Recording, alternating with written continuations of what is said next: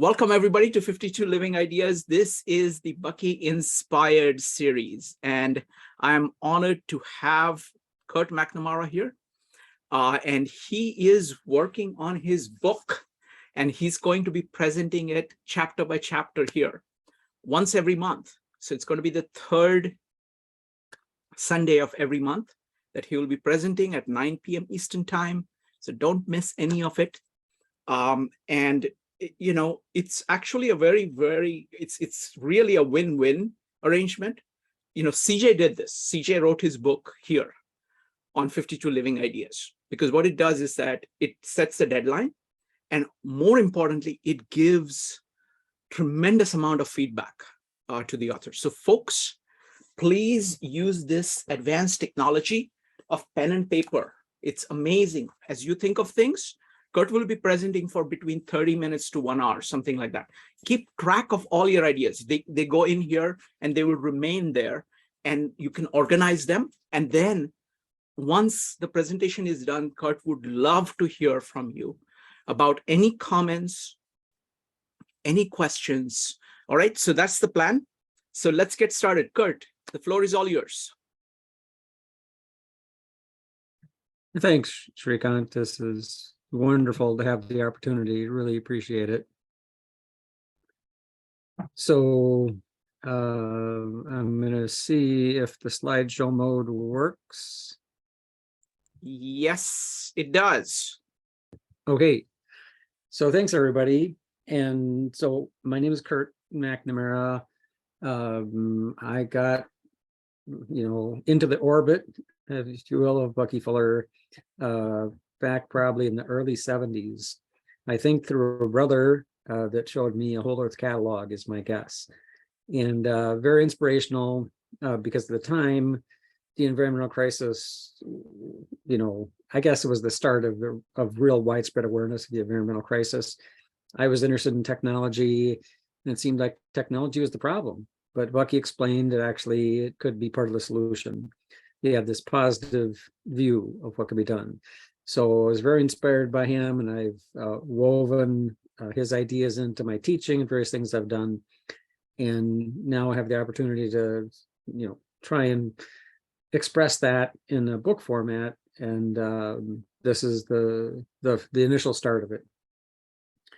The title is Bucky for Designers, and deliberately I have a small d on designers.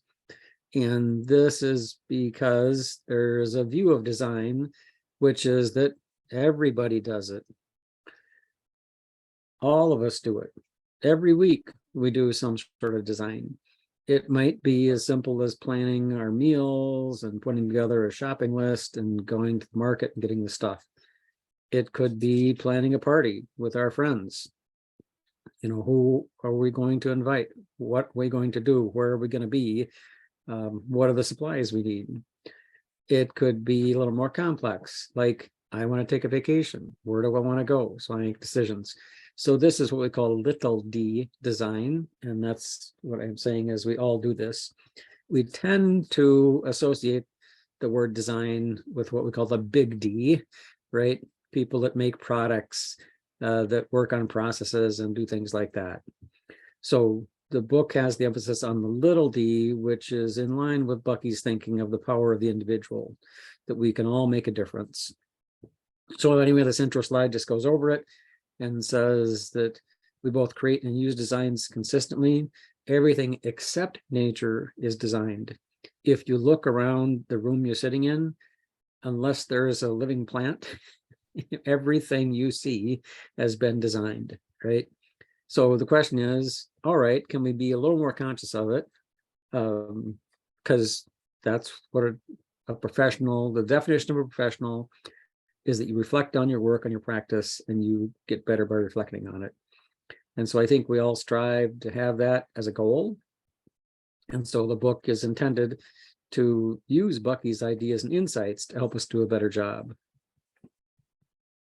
So another view of design is that it's making. And you're probably aware that making is a huge deal now, right? Maker spaces, Kickstarter campaigns, Indiegogos, publish your own books, et cetera, et cetera. when you look into the people who talk about this in a more abstract sense, they say that design is arranging things, and basically there's two ways to view it, and this is kind of Bucky as well. You can view it in time, right, as a sequence of activities, and you can view it in space, which is, here's our boundary, our physical boundary, and what are we going to do? For example, design a dome because we want some sort of housing. So there's time and space. The other point, and this is from Herbert Simon in the lower left corner, is that basically design is a future-oriented activity. It's always about what am I going to do next, whether that next is, the next minute, the next hour, the next week, the next whatever. So we're automatically in this, what Bucky would call the anticipatory mode when we start thinking about design. So how do we start the design process? Well, there is a variety of ways. When we look at what actually happens, typically there's two main things. You see something and you're like, wow, that's a great solution. Well, how can I make this useful to people? An example now would be from biomimicry, burdock, right? I think it was actually in the 1930s, wasn't it, that the guy was hiking with his dog and was pulling the burrs off and was like, geez, this is interesting. What could I do with it? Sometime in the 50s, Velcro was designed, or I guess put into practice, essentially, based on that inspiration. So that's one way things get done. In general, in the book, we're going the other way, which is, oh, gee, there's something we should make better, right? Bucky would call this livingry, that we're intentionally making things better, and we're using the power of design, or as he put it, comprehensive anticipatory design science to accomplish our goals. So this is the general area we're working in. And in the lower right corner is a view of the design science planning process, which is kind of an expression of this CADS. This one is from Medard Gable, and it's featured in what used to be the Design Science Lab, is now the Global Solutions Lab, and that's coming up, I think, maybe in June. And we encourage anybody here to sign up for it. He gets teams together to solve big problems. They talk to UN people to see what, how to really understand the issue, and then they generate solutions. It's a great thing. And so if you look at this, it's like, okay, what do we start with and where do we go? This is a pretty structured thing. We're not going to be quite this structured, or maybe we're going to zoom in a little further in the first steps, and so we'll seem a little less structured. So one of the things that's come clear is that if we talk about sort of the standard approaches that are used by people in different projects and in literature, it will help us see how Bucky's ideas can complement them and help us do a better job. So I'm going to start with design thinking, and more about that in a second. But basically, design thinking is, well, it's well known as human-centered design. So it emphasizes that we start by empathizing with the people. We don't assume we know what the actual problem is. We do a walkabout. We talk to them. We find out who else might be affected. We sort of play back what we found to them. We say, well, here is what we heard. This is how you view the situation and the challenge. So design thinking is one that's fairly widespread now. And then, of course, we're all familiar with the products that we buy and use, right? And once again, whether they're electronics or networks or books, we're quite familiar with those. And in that environment, there's sort of two kind of key things that come out. One is customer research. So they may actually have a department that says, these are the kind of customers we appeal to. They've picked a subset, right? A niche, if you will, part of the ecology, which they say this is who we're marketing to. And then they also have what's called a value proposition. And what that means is if we make this offering, and the offering then would be a product or a service, they say, well, it's going to be of a benefit to this user or consumer, and that benefit is useful, right? It's a value to them. And another way they view it sometimes is that, oh, we can provide the same benefit as this other product, but with lower costs.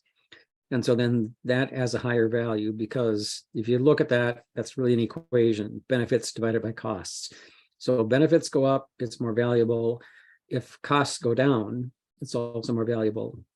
And a way to think about this is with the cell phone. If you had two cell phones and one added another feature like a camera, obviously it's more valuable. If you had two cell phones that had the same exact features, but you could run longer on a battery charge, that's essentially the costs going down, the cost not being just financial, but the cost of using it, right? So both those would be increased value. So this is typically how product design views things. And of course, when we do stuff at home, I'll say it's kind of back of the napkin. And probably, it is actually a piece of paper, but back of the napkin, I think, is a good way to think about it. So this is typically how it started. So then a little bit on design thinking, and a lot of the material here is from a thing called the Boot Camp Bootleg. I can put that in the chat later, and I'll provide the slides to Shrikant. And this is a nice overview of the process. It's from the Stanford D School. And at the top, you see that we've emphasized empathize, but you'll see it's the first step in a 5-step process. So we empathize, which is we do the walkabout, we talk to people, we get an idea of who they are. And then, like I said, we play that back. And at the bottom, you see some personas. This is fairly common in design thinking and also in standard product design, which is, well, we need a way to sort of represent our users to our team, so they continue to think about them as they do their design decisions. They don't forget who it is they're working for. And in this particular case, they actually have 4 for this particular project down here. So this is actually moving into the define phase, where we've talked to the users, we've learned what we can about them, we created sort of a composite, if you will, and then we use that as we move through the design process. So Sasha and Isabel are not actual people, right? And the images are from some stock image bank, and what they've done is they've summarized characteristics of these people because they're useful in the design process as they move forward, right? To remember, who were we designing for? So this is the empathize mode. Once again, this is the very beginning of the design process using design thinking. And then if you do look at the Bootcamp Bootleg, it'll tell you in the upper right corner, in empathize, there's a bunch of different tools you can use. One is have a beginner's mind. Don't assume you know everything about the situation. I did a design thinking intensive where it was, we're going to fix education in the North Side Minneapolis schools. Well, none of us were students or parents up there. So we had to just sort of put aside any assumptions we had about what the fix was. Other people, maybe I'll characterize politicians, might say, oh yeah, they've got to have harder tests. They have to be stricter, they have to do whatever. But these are outside perspectives that don't rely on the people actually inside the situation. So having this, beginner's mind to just say, I really don't understand this, I'm going to really listen to these people, very important. As you can tell, a lot of this is very Bucky oriented as well. Other methods, what they call what, how, and why, what is happening at the school. Okay, well, they're going to the class, and there are certain exchanges, and there's homework. Well, and then why? Why is that done? Why is it important, etc. Anyway, a bunch of different methods here, and not to go into it really with any depth, but just to say that the empathize phase, you're exploring the people, right? And then eventually coming up with a representation of them that you can use. And then just one more on empathize, because it seems so important. Observe is one thing they say, and then engage. Don't be like this, person on the side just saying, oh, I can see these people, I know what's happening. No, you really want to understand it till you talk to them, right? And you really learn what their issues are. I was reading about Christopher Alexander, the pattern language guy, and it said that to really understand where people were coming from when they were starting a design process with him, he would talk to them so much that he would talk to them until they almost cried. And then he felt he really understood them and he could start something. And we're not recommending you go that far, of course, but this is the point, right? That you really need to engage deeply and immerse yourself. And then once again, on the bottom right is then what do? You sort of tell a story about what you found. Well, I found, that the students on the north side, da da da da da. I found that the parents on the north side, da da da da da.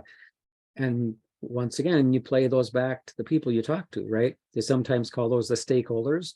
And you say, well, here's what we think you said. We heard you say, what do you think? And then you proceed forward.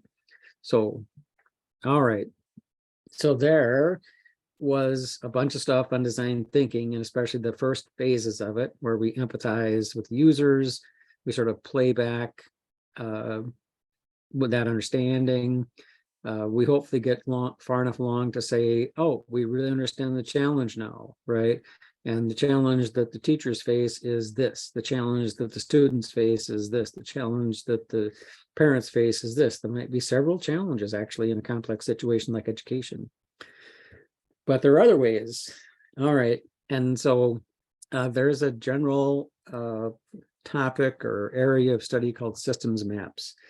And systems maps are a way of representing complex situations. They're also a way to start with tentative knowledge and build it up so that you understand a situation better. And this slide and the next were screenshots from the Open University. They have some training on system maps and other kinds of mapping. And so I just grabbed a couple screenshots. And in this particular case, they're emphasizing that I put down a bunch of things that I think are important about systems maps. So example of how I'm going to construct it, the types of interaction I'm going to show, et cetera, et cetera. And there's things I'm not going to cover. And so they originally didn't have these circles and labels. They just put down a whole bunch of stuff. And then they said, well, here's the stuff that I am going to cover. That's the upper left. And then on the lower right side, the stuff I'm not going to cover. So now what do you have? You have these blobs, which could represent people, could represent ideas or concepts or things we could measure, and they're in a boundary. And so the boundary says, aha, this is what we're studying. This is how we're going to, this is our situation, what we're going to design with. And so this is one way to do it. The next step with that is to add these arrows between these blobs. Now this one is pretty different. But you can see here that you have things like in the sort of the middle right, staff morale, and staff morale, oh, it relates to the quality of the product. It goes, there's two arrows, right? So one thing maybe increases, one maybe decreases. Staff morale leads into staff retention. So you can see some of these represent actual physical thing like people, and some represent what we would call an observable, something we could measure. So this is the beginning of a way of looking at systems that's sometimes called behavioral. We're looking at how systems behave. This is a form of system dynamics modeling, or what's traditional systems thinking. And so this is the kind of work that Danila Meadows would do, or Peter Senge, or if we go way back, Jay Forrester. So what do you see here? Once again, we've said, what are we going to look at? We've drawn some of these blobs, right? We've put words in them, and then we started to put arrows between them to show what influences what. And then we've drawn a boundary around it, haven't we? So we have some things inside, some things outside. So this is another way of representing a design situation. And here is kind of a different version of that. And this one is done as a concept map.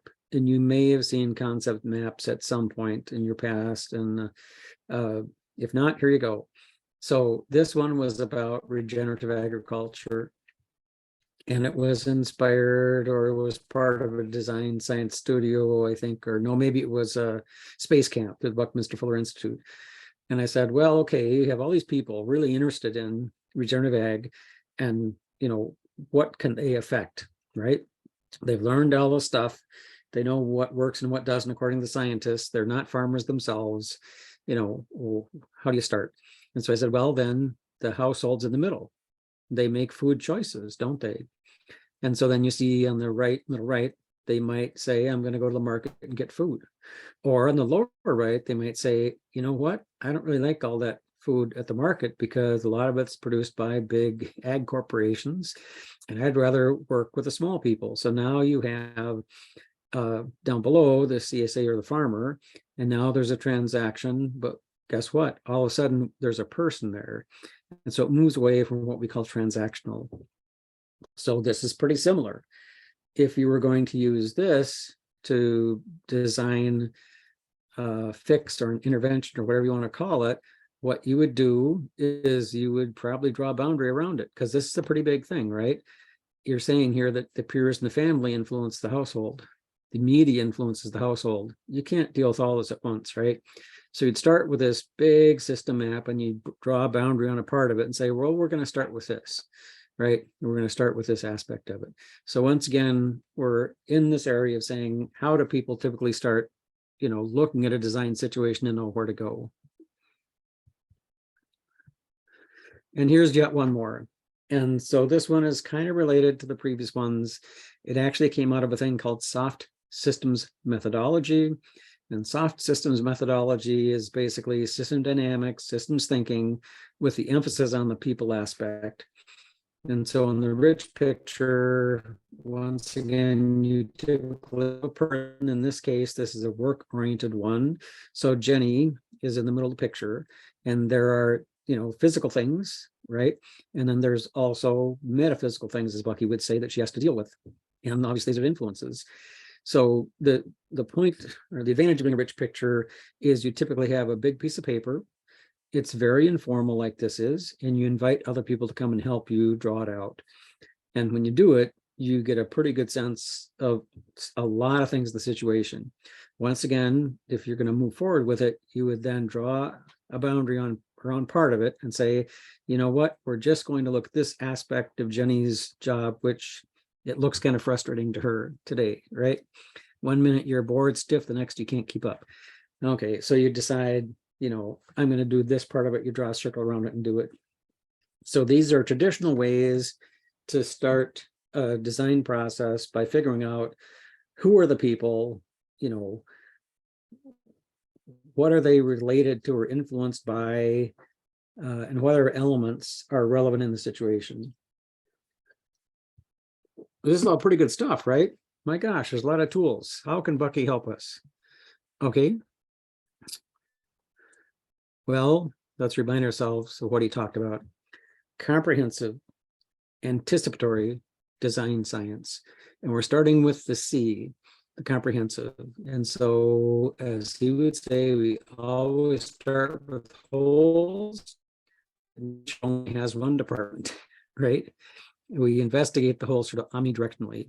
And anticipatory means looking into the future, and that'll be a next chapter. We won't get too much into that today, and then there'll be further work on design science. This is Bill Perk's definition, which I thought was really good. And Bill was a colleague of Bucky's who recently passed away. And then I think this is From Everything I Know, which is a lecture series Bucky did towards the end of his life. And you can get the transcripts, and you can search the transcripts to find things. And so when I did that about comprehensive, I really like this first paragraph. What did he say? The more we really learn about big patterns, right, then the more comprehensive we are, and also how these patterns operate. Okay, and it's not just a question of how can we make this work or that work. We need to understand these patterns. And then he goes on, to emphasize livingry, which is not just the human-centered part of it, right? But as Bucky would say, without harm to the ecosystem, basically to improve it. So then the Bucky view is that systems are physical. They exist in what we call 3-space. And if I hold up this very simple tetrahedron, this is the simplest system. It has 4 points, so it has an inside and outside. Anything with less is not a system. And in the upper left is a famous illustration from Synergetics, where Bucky said, well, that Plato's triad of symmetry, beauty, and truth is not a system because it's a triad. But if we bring in the observer, the 4th point, we have a system. And so then part of what we're going to do in this book is to use the lower right one and say that, well, the corners of this tetrahedron are comprehensive, anticipatory, design, and science. And essentially what we're doing is we're saying that what we're looking at is sort of in the center of this tetrahedron. And we're first using the comprehensive view to view that system, right? Later on, we'll use the anticipatory view to look at the system. And so that's really what we're doing. So we're remembering that when Bucky talked about CADs, that he was talking about a comprehensive thing that was actually a physical system as well. And I guess maybe a metaphysical system, but you know what I mean. Okay. So where do we start from the Bucky point of view? So this is Amy Edmondson's Fuller explanation. And Amy worked as chief engineer, I think, for a number of years with Bucky, and wrote a book called The Fuller Explanation to kind of get it all. And she knew that Bucky's idea on comprehensivity basically was highly related to tuning in. And so in this chapter, or in paragraph especially, she's like, well, what does it mean? And it's like, if you walk into a room, what do you observe? If I observe the chair, that's what I'm looking at. That's the boundary. That's what I'm tuned into. What we're going to find, Bucky calls that the lucidly relevant, I think. You know, that's exactly what we're looking at. As we look at the chair, obviously it's surrounded by a room, and the room has effects, but it's not what we're looking at. We're not designing at the level of the room. We're designing at the level of the chair. That's what we've zoomed in on. And then also, if we're designing at the level of the chair and the physical structure of it, we're probably not going to look into, you know, well, how did they treat the wood, right? That's a lower level of system than what we're looking at today. We may very well wanted to dive down to that level of looking at how they treated the wood, but that's another way to look at it, right? So the point is, well, okay, that's obvious, Mr. McNamara. But what Bucky would say is, but now that you know that bigger system is there, right, and you're aware of it, that will help you do the work. And you also know the lower systems are there, and that will actually help you do the work. So this zooming out and zooming in design thinking, and they actually call it powers of 10 after the Eames's short video on the powers of 10, you know, of zooming out to higher levels and zooming into smaller levels is useful because it locates you in time and space and makes you aware of what's around you that may later be resources. And so then here's that picture. This is one of the illustrations of synergetics. And then the lucidly relevant is where we're looking, right? And you know, you've got what he puts in the middle, micro irrelevancy, too small and too frequent, and on the outside, macro irrelevancy, too large and too infrequent. And so to do the Bucky way, if we were using any of the methodologies we already looked at, we'd want to pause and say, well, okay, we think we know these people. We're pretty sure they told us what's what. Let's zoom out a level. Oh, they're in a community. Oh, what are the forces in that community? And how those forces affect the people? That would be an interesting thing, wouldn't it? And we also would zoom in. Oh, well, you know what? Whether or not they're getting regular meals makes a big difference in education. So that's a lower level thing. We may not study it directly, but if we know it's there, it's a resource we can use in the future. Okay, and then continuing to tie this into other methods, we'll mention trees or theory of inventive problem solving. And this is what's called the system operator. And if you look at this, the center is the system of interest or the design challenge or whatever you're looking at. So that's, you know, in the middle of the 3x3, it's a center thing. Above the system that you're looking at today is the super system. So what's my super system today? Well, you're one of my super systems, right? Because you're all looking at this and you're observing it. All the people are going to view the video, obviously, are sort of that same class, and maybe the Trim Tab Book Club is another one, et cetera, et cetera. And I can go larger and larger, right? And I can go smaller and smaller. And what's smaller and smaller? Well, maybe it's the thoughts that are flitting through our heads that aren't really expressed and aren't really becoming, you know, written down, if you will, and you go lower and lower. So that's interesting, right? And but what's kind of unique about this one is that we also say, well, before we really get going, let's consider what happened in the past. So in the past, in the super system, we didn't have 52 living ideas, right? We didn't have the Trim Tab Book Club, so we didn't have the same super system. In the past, for the system I'm talking about, we had a bunch of mind maps and notes, but it wasn't organized, right? We had Bucky's materials, but it wasn't put together, etc. But then moving forward to the future, which is almost the most interesting, we'd say, well, what's this going to look like in the future? Well, this book will be done. It'll have an application to go with it. It'll be well known. There'll be training, all kinds of stuff. Well, that's really cool. But what we need to make it happen? Well, that's the super system in the future. So it turns out to make, to implement what you want to do in the future, you might have to develop the super system. And this is the Edison light bulb thing, right? So he was not the first one to, develop a light bulb. And even after he developed this long-lasting light bulb, he realized he couldn't sell it because people didn't have systems where electricity was readily available. So he invested tons of money to wire up a block in Manhattan just to demonstrate the thing. So he had to basically develop the super system to sell the light bulb, the product he wanted. It turned out well for him because, developing the dynamos and stuff wound up being General Electric, which, as you know, was a pretty successful corporation. So this looking forward to the future and the super system you need to support your system can be very powerful. And just the same way, the lower level stuff can be just as powerful. Okay. And yet one more. So this is an adaptation of a tool that I did that was based on the System Explorer, or on the System Operator, called System Explorer. It's used at the Biomimicry Toolbox at the Biomimicry Institute. And this version of it says, you know what? It's probably a good idea to have a visual diagram of what you're studying. And that's that box in the middle. And around it, there's a super system. And then if you look at the box in the middle, you could say, well, what's my challenge, right? What's my challenge with the book? Is it the internals of the book? Is it not really structured correctly? Is it because I don't have a good review process, right, to the adjacent systems like all you guys to have the back and forth? Is that I don't have a super system connection to publish it or whatever, right? So this helps me visually imagine what I might need. And then if we go further, and the book has a series of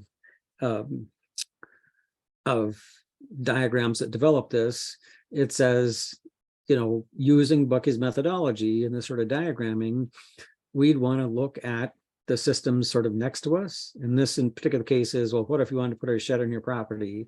You might think, well, I need these 4 walls and a door and a window and whatever. But maybe you should think about where it's placed in the yard and if it'll shade something that the neighbors like. Okay, so there's a higher level system. Are there community regulations on it, et cetera?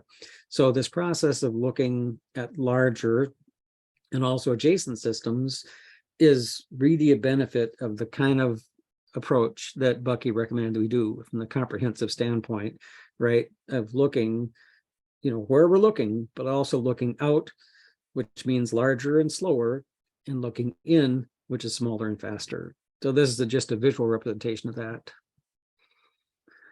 So then once again, we're going to tune in. What are we going to tune into? Well, Bucky would say, if it's real stuff, you guys, it's systems, isn't it? It's stuff that's polyhedral, right? I'm polyhedral. All of us are polyhedral, right? Both in a physical sense and in a metaphysical sense. More on that in a minute. And so when we tune in and we've got this boundary inside it, we've got some systems and they're interacting. So is the behavior important? And are we looking at the individual, the aggregate? So the kind of questions we have in our head as we move towards this. And then just, the book has some prompts of how we start doing it, which is, well, is the stuff you're working on, is this something that happens every hour? Or is it something that happens every day? Or is it more like the shopping trip that's more once a week, right? Is stuff that's larger at the community level, and that community could be 50 Living Ideas, for example, a Trim Tab community or the Bucky Fuller community, or is it bigger yet, people interested in design, or bigger yet, et cetera? So those to be larger things. And then zooming in, once again, we might have brain waves or cells or things below us. So anyway, there are prompts, if you will, to sort of lead us through the Powers of 10 exercise. So, but what are systems? Systems are relations, that's the edges, okay, and those are dynamic. They're forces, they're flows, they're verbs, right? Bucky seem to be a verb, but they're connected to these corners, the polyhedron, right? And guess what? The corners are leaky. There's no closed systems. Okay, we're leaky people, right? Like I have excess energy about Bucky and it's leaking out to you guys, right? You have some desire to learn about Bucky, so you have nodes where you're accepting energy, and and there are other people who wouldn't, right? I'd have a harder time talking to them because they're like, what? No, this doesn't make sense to me. And so the leakiness goes both ways. And then if we try and make this representation, we would first draw these forces edges, and then we'd say, well, then what happens when they come together to nodes? And this is me trying to figure out how some elements of a furnace could map to a tetrahedron where the edges were forces or flows. It's complicated. That's all I'll say. This is former student work where the students map themselves as a sort of a metaphysical polyhedron. There's a book chapter called Every Man is a Polyhedron, I think, by Roger Atkin, and I was inspired by that. So when I had a Bucky class, they did that, and this is just showing the same thing, right? That you could show yourself with things that you're interested in, right? That I'm always gonna pick up the next cool thing about Bucky, aren't I, right? And things that you can provide to others, services you can provide to others. So this is the metaphysical view. And then how do these systems couple together? Once again, if we've got this design situation, we're pretty much always going to have more than one system inside this situation, inside that boundary he recommended. Well, they can be completely separate, sort of, maybe, not too often, but sort of. Or on the lower right, they could be connected at one node. And he said, this is like a gas, right? They can just freely spin all around and they sort of loosely associate, but they don't really associate at all. Or in the upper right, they could be connected at an edge. And if they're connected at an edge, that's kind of a hinging effect. You say, well, that's more like a gas, or more like a liquid, I mean. So this is more like a liquid. And finally, if they are bonded, all of a sudden they become the same system. It's more like a solid.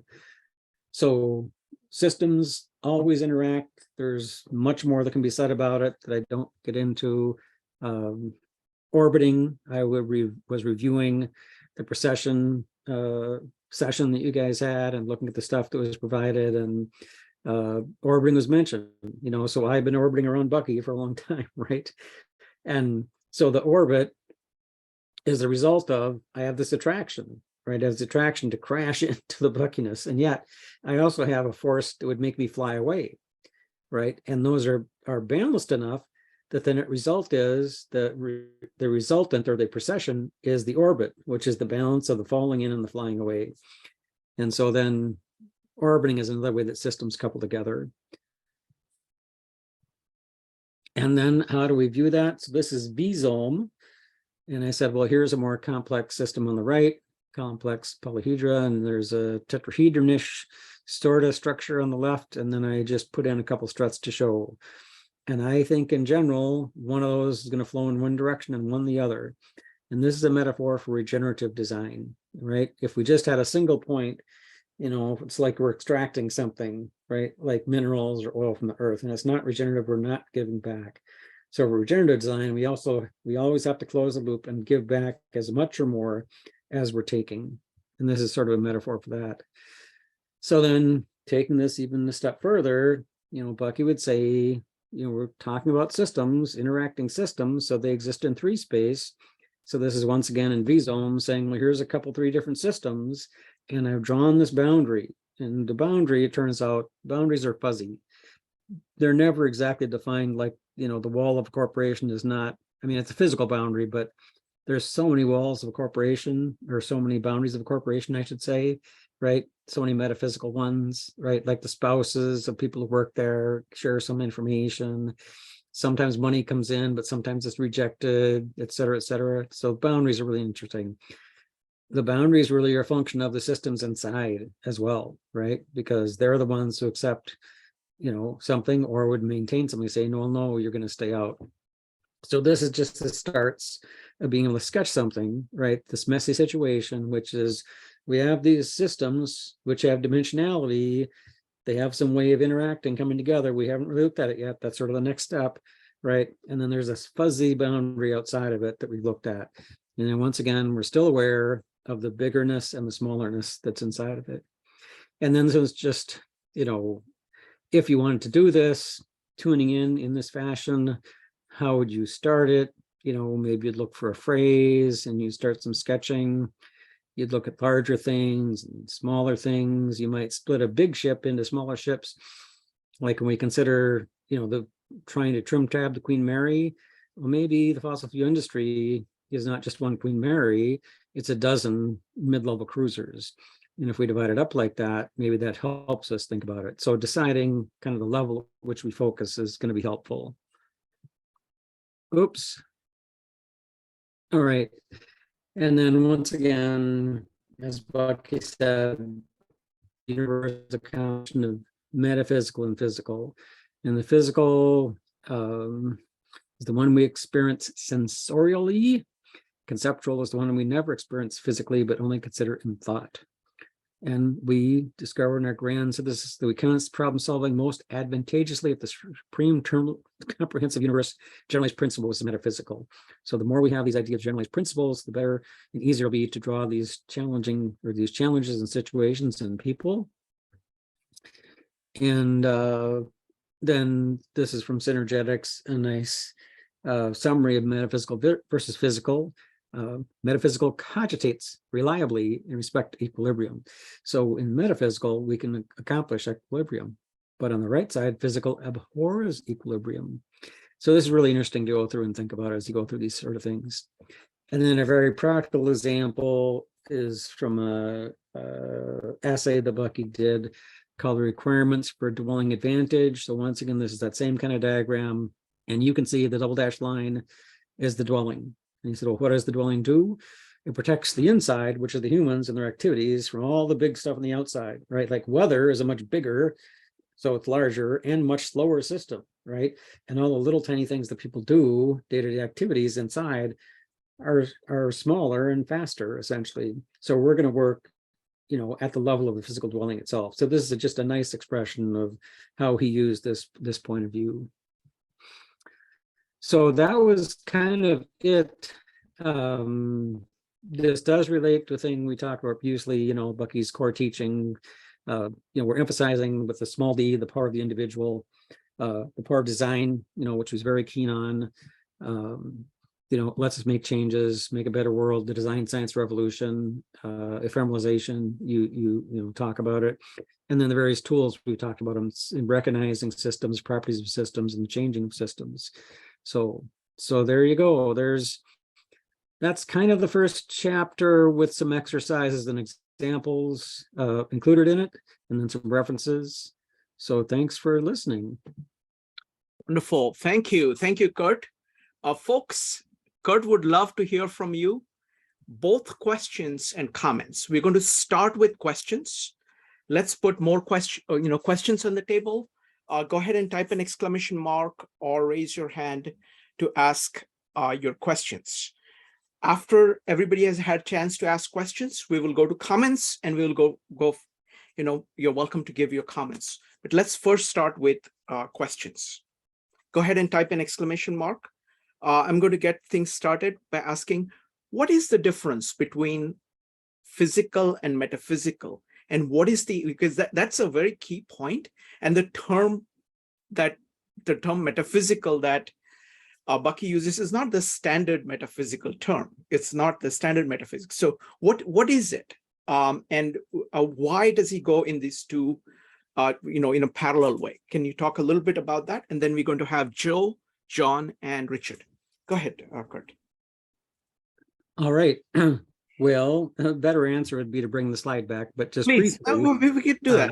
Please go ahead and do that. So this is obviously, this is a physical tetrahedron, right? So, and what are the things we know about it? Well, it has a particular size, which he would say is its frequency. Okay, so we can observe it. However, we observe enough tetrahedrons, we can say, oh, that's a shape that's found across all kinds of systems, and we can define how that shape is put together independent of any physical instantiation or any physical example. And so now we're talking about the metaphysical aspect of it. He called these the generalized principles, right? That are true everywhere and everywhen.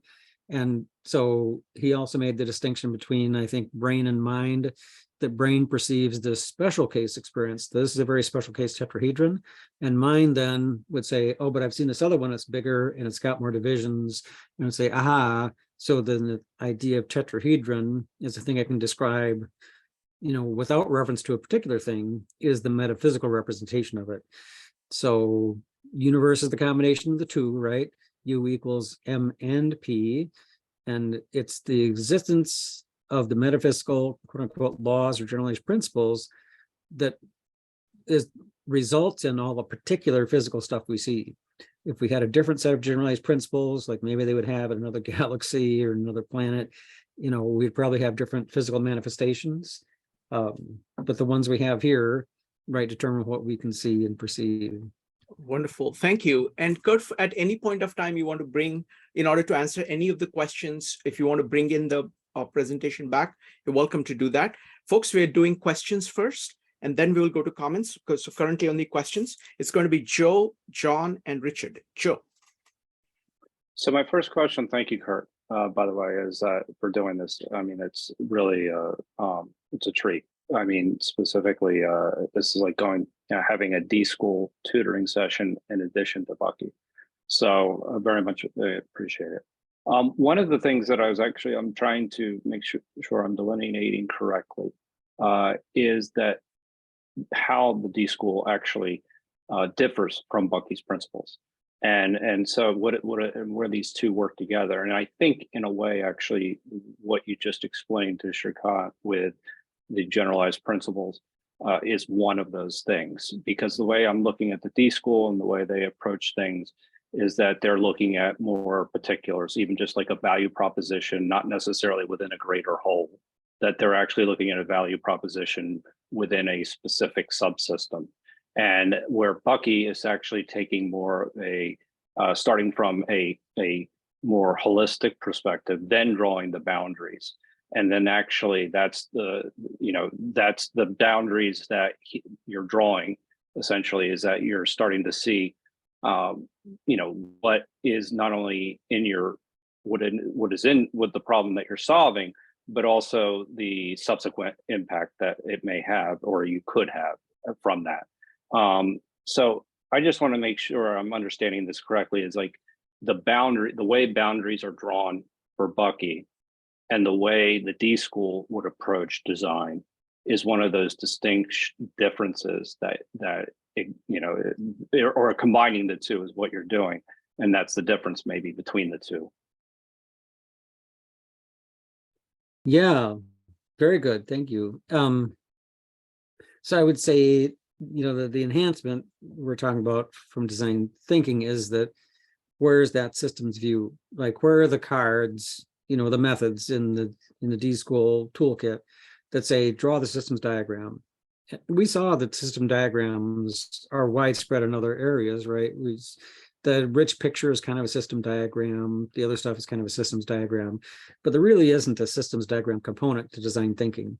If you remember that thing where I showed the 4 personas, if we had that systems view, the Bucky view, we'd show the circle, and we'd have those persona in it, and we'd show them connected to each other, wouldn't we? And we talked about potential relations they have together and how their actions and behavior might help determine the boundary that we're looking at. So I think, the main way that we can enhance design thinking is that visual systems view of it. On the other side, we really open Bucky up when we say, well, it's not just this, very dense diagram, right, of loosely relevant and et cetera. But here's really some pretty good tools for talking to those people, right? Design thinking has great tools for talking to people. It's just once we get that idea, we need to put them in that sort of systemic concept or representation, I guess, to move forward. So it's occurring to me that there's benefits from both ways to do it. Thank you. Thank you, Curt. Next up is going to be John, followed by Richard. John. Oh, let me make sure that everybody can unmute themselves. Just a second. Sorry about that. Please go ahead, John. Yeah, Curt, do you mean nature has not been designed? That's a common view, that it's human activity that designs. And yes, I did say that. And I think that helps people understand the difference between the actions of people and what's happened with nature, which has typically we don't use designed with nature. There are people who do, but typically we don't. Thank you. Thank you, Curt. Next up is Richard. Folks, if you have questions, go ahead and type an exclamation mark, please. Richard. Just getting unmuted here. Yeah, thank you, Curt. And interesting, a number of things that I'd like to sort of ask questions about, but this one has to do with the basic question around systems and whole systems. I started out my understanding of systems with the notion of a system was a set of interacting parts, which was not complete enough for me. And later on, when I was introduced to Bucky, I learned about a whole system and minimum whole system. So I guess my question is, what's the difference between a system and a whole system or a minimum whole system?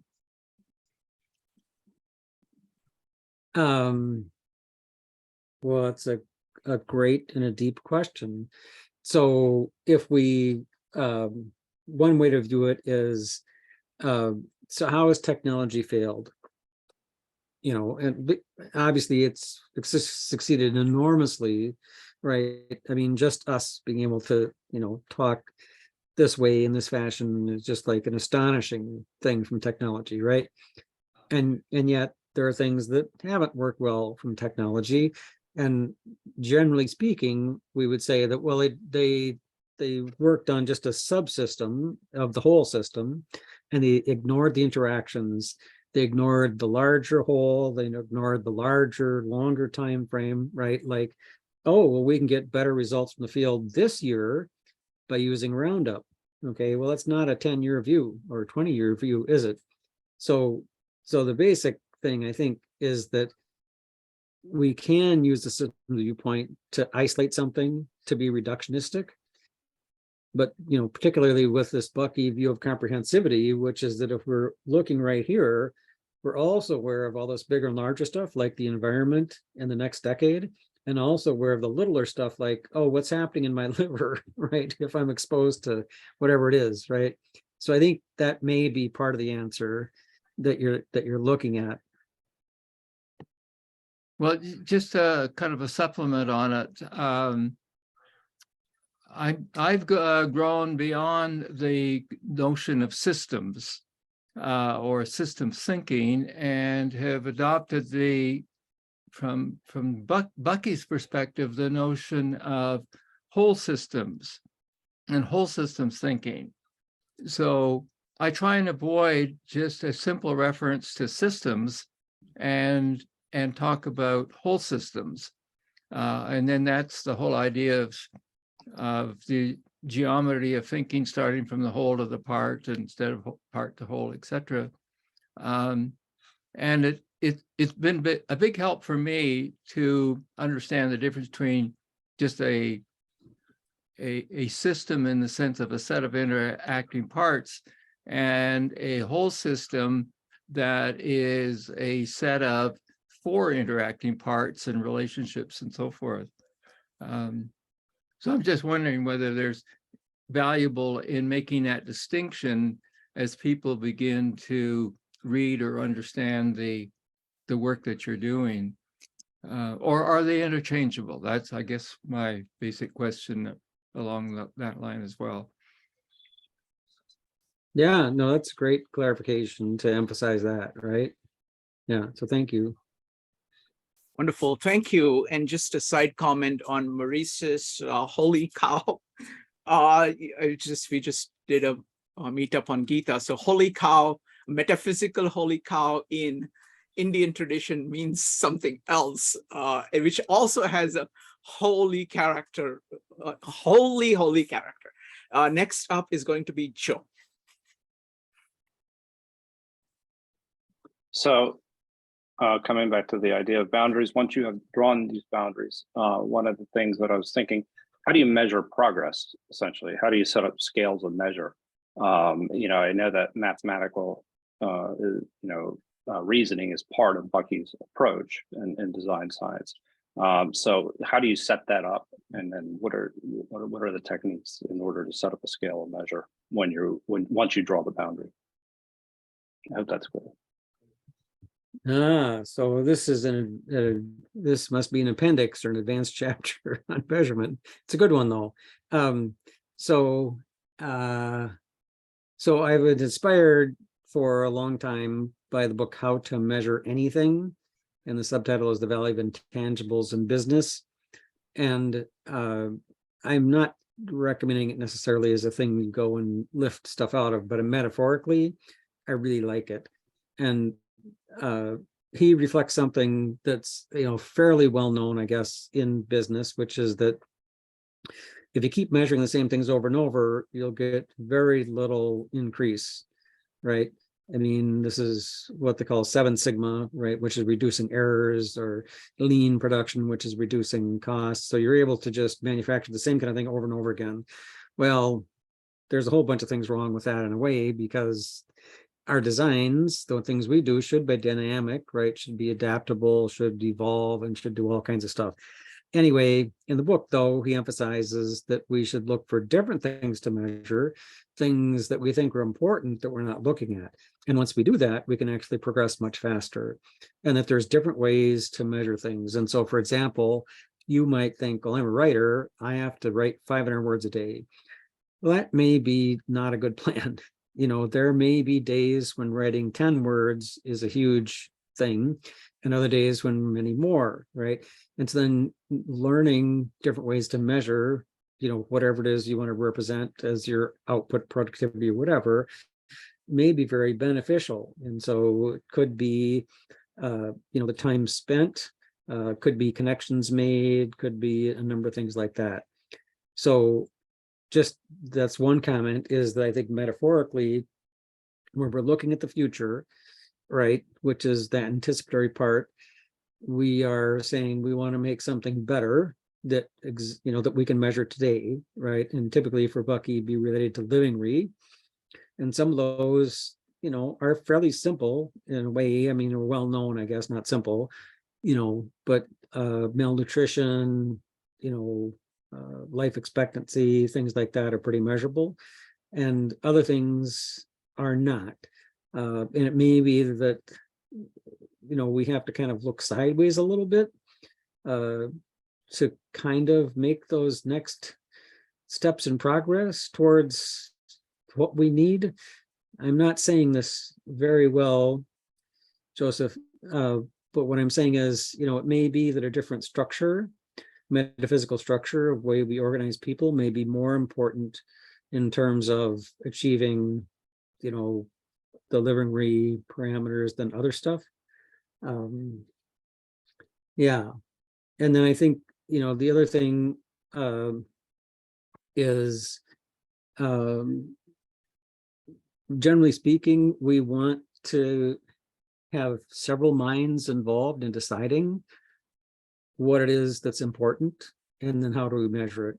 And so then this is a process, once again, of getting the users, stakeholders, the systems, individual systems in the situation, to talk together and to jointly decide, oh, this is really a thing that's important to us, and we should keep our eye on it, and we should figure out how to make progress towards it.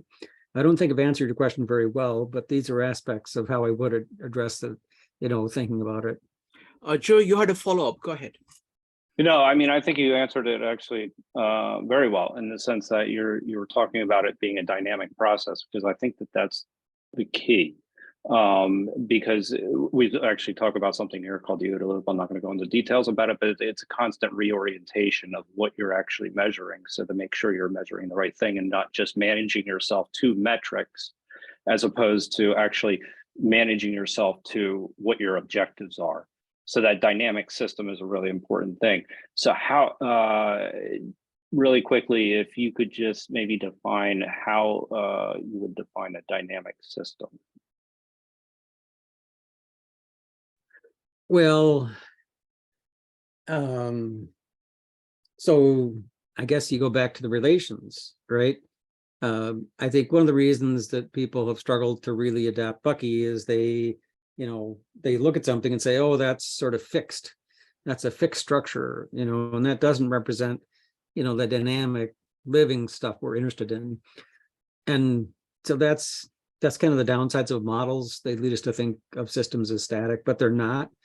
I mean, if you look at like Bucky's representation of quanta, you can imagine how fast the different elements of the quanta come in and come out of existence, just like probably faster than nanoseconds, right? So the structures, that we talk about, we have to sort of remember it's really a moving picture. And we've kind of done a little bit of a freeze frame to look at it, but they're just continually moving and changing and coming out of existence. And that's why that boundary is fuzzy. So I don't have enough yet on the fuzziness of boundaries. But I will say that the fuzziness is because the individual systems change, right? Like me, today I'm interested in something. Next week it is going to be something else, right? And so then what I take in, what I put out, who I associate with is going to change. And I think one of the biggest issues we have is we just see systems as fixed and immutable. We've designed these locked down systems, and it's not what we need. We need this dynamic sense that I hear you talking about. Thank you, Curt. Next up is going to be Maritza. Just I wanted to think off of this last thing you were talking about on dynamically changing aspects. You had brought up the figure of trivalent bonding of vertexio spheres, and that's a trivalent bonding is like it's considered to be rigid, and like the highest tension coherence, but I'm wondering how that works with the flexibility. And you were just talking about the quanta. Are we to view a trivalent bonding as something not to strive for in a generative design, or is it a matter of in the shifting, when the movement stops, it's rigid, and then when it's shifted again, it has the ability to move? Is that the way in which one should perceive that? Does that make sense? Yeah, that's a great insight. Something for me to work on. So, once again, it's this idea that, these systems aren't sort of locked in, right? Here's my tetrahedron, which is actually just falling apart because my clay, right? They're coming apart, right? And they're associated with other ones. And so I think the key thing with this trivalent is that if we want to combine systems together to become one overall system, they need those 3 points of contact. They need to have a shared exterior boundary, at least temporarily. I think that's the key thing we might want to emphasize rather than, oh, it's solid. I think, better to say that it's, it's now joined into a larger whole, if you will, right? Like if you're outside an organization and maybe you're doing a little work for them, getting a little money, right? Here's the organization and here's you, and you have those two exchanges. But if you actually enter into working for them, all of a sudden there's the additional stuff, right? You start to have the interpersonal interactions and et cetera, et cetera. So it's not like it became solid. It's more that, the system enlarged itself, I think. That's, if I just one follow on, that's fascinating. So it's not an either or. We have to consider that it could potentially be both rigid and fluid Mhm. in the same moment. Yeah. Thank you. Yeah, true. Thank you. Next up is going to be Richard, followed by Paul. Richard, go ahead. Yes, thank you, Marissa and Curt. That was one of my other questions, because I've been working with the trivalent bonding in a social context. And what I discovered, and it'd be interesting to get your comments on that, when you put the single bond, the gaseous bond together in the way in which it's even depicted in the graphic that you put, then you can treat that as, in a helping context, you've got the people who are being helped, or the person and their context, and the person doing the helping. And so the relationship between the two is very gaseous, in the sense it's very volatile, that you have to, you're walking on eggshells, in the sense of whether that relationship is going to hold or be stable or be helpful, etc. Then when you get to the solid, it's comparable to the idea of these two systems then enmesh into one. And in helping systems, that means you've now have an enmeshed relationship. In other words, somebody has been buried into somebody else's sort of context. And so that kind of solidarity is actually really dysfunctional, and doesn't respect the independence, if you want, or the interdependence between two independent people. So that's just, it's an observation of how I've tried to use those trivalents in working in social systems. And I wonder what your thoughts are about that, in terms of the different ways we can use those trivalent systems to help people understand systems in general, or design science systems. Yeah, it's great insight, and I can see that. I wrote down both and after Maritza's comment, and I think, you're just emphasizing that, Richard, that clearly, I can see what you're saying, which is, if I get subsumed into a family system and all of a sudden I lose my autonomy, right, then it's not a good thing. Whereas, we all know relationships where two systems join together with those 3 points of contact or whatever, and they don't stay stuck, right? If they stayed stuck, it would, like, if I'm orbiting around my partner, I'm not crashing in, because that would be the end of the relationship, because we need that autonomy. Either of us can spin away, but we don't want to, right? So yeah, it's a very rich area. Thank you. Thank you. And folks, Richard is going to be presenting on social tensegrity next week. So really looking forward to that, Richard. Next up, now, folks, now you're welcome to make comments and ask questions now. So we're going to start with Paul, Bill, and Maurice. Paul. Great. Thanks, Curt. Great concepts, and helps us. It's like a review of Bucky at the same time as relating it to other things. So love it. My comment, my question's going to be, it's going to ask you, when I tell you what I'm going to talk about, whether I'm just having a major question about Bucky himself, or is it a question about your presentation of Bucky? And here's what I mean by that. Richard, for instance, just talked about social tensegrity. You used the word orbiting with a couple or something. So my point is, I'm going to get to metaphysical, and if Jeff Bezos or something was talking at a conference and he said, it's like we orbit around Google, or we wouldn't call it metaphysical, we'd call it metaphorical.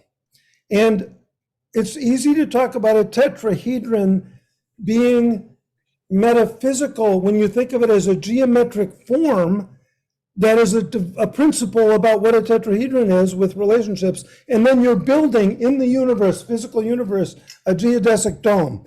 Obviously, there's the general, metaphysics of like Platonic form of the tetrahedron, and then there's the physical instance of it.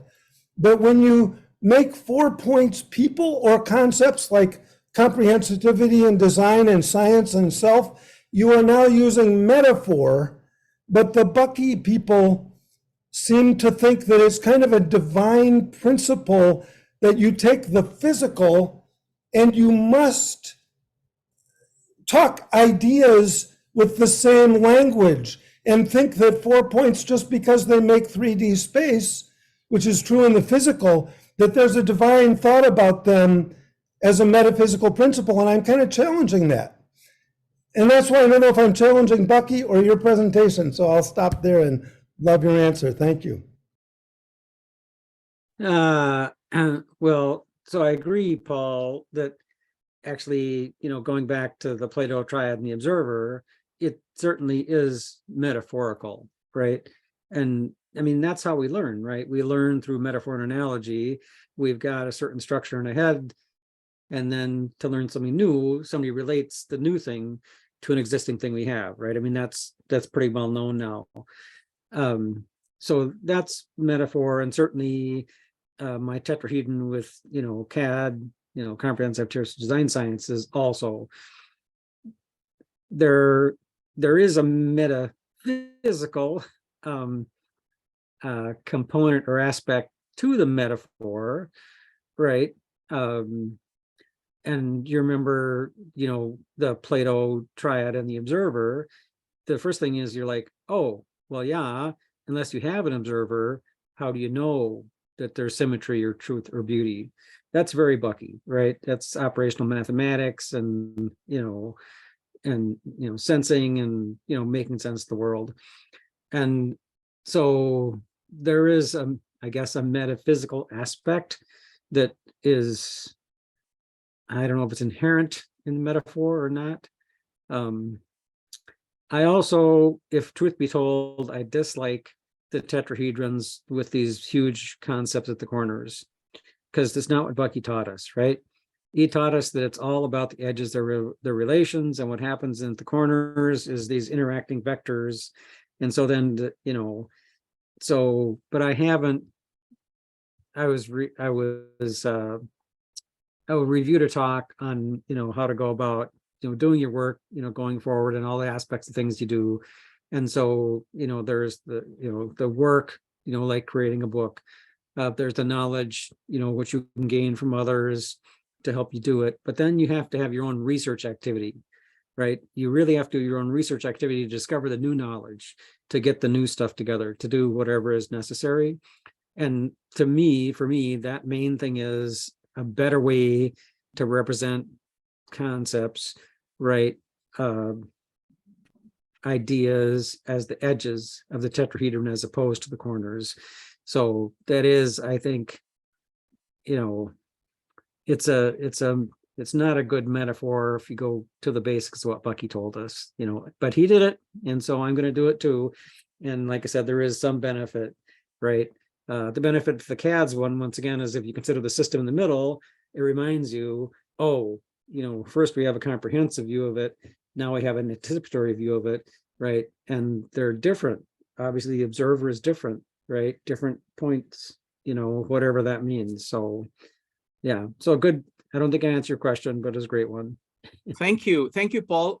Paul, we have done a lot of work at 52 Living Ideas on this question of what exactly is a metaphor and role of metaphor in shaping language. This is the work of Owen Barfield, Julian Jaynes, and coincidentally, I did a whole meetup on metaphors as a way of going from physical things to conceptual things, universal principles, just 3 hours ago.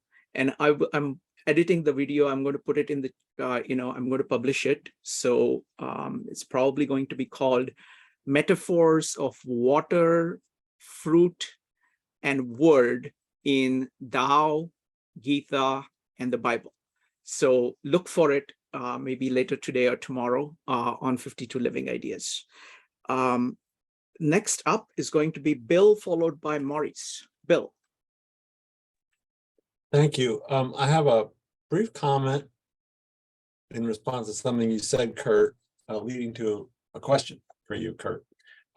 Maybe 10, 15 minutes ago, you gave an example of an individual who's a contractor with an organization in a market contract, and then there's a transition where the individual joins the organization, and that creates a different relationship between the individual and the organization.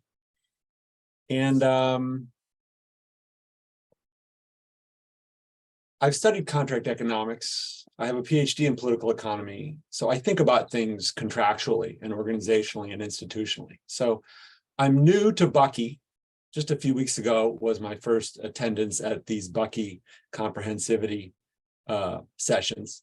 And what I'm wondering is, how explicitly did Bucky ever write in his journal articles or his books about the application of his basic framework to questions of contractual structure and organizational structure and intellect and institutional structure? And here's why I want to read his writings on those topics, if he wrote explicitly on those topics, because it addresses this point that you folks, someone tonight put on the table maybe 5-10 minutes ago, about regularly checking whether you're paying attention to the right metrics, was one point that someone put on the table. Another point that's relatedly that someone put on the table is flexibility, the need to be flexible and adaptable, so that I think it was you, Curt, that talked about how we look at a model of a tetrahedron and it looks static and stable and fixed, but actually in the real world, these things are flexible and adaptable. Well, the way contracts deal with that is they've got clauses that establish fixed rules, and they've got clauses that establish flexibility through exceptions, through negotiation, through adjudication of frictions that come up.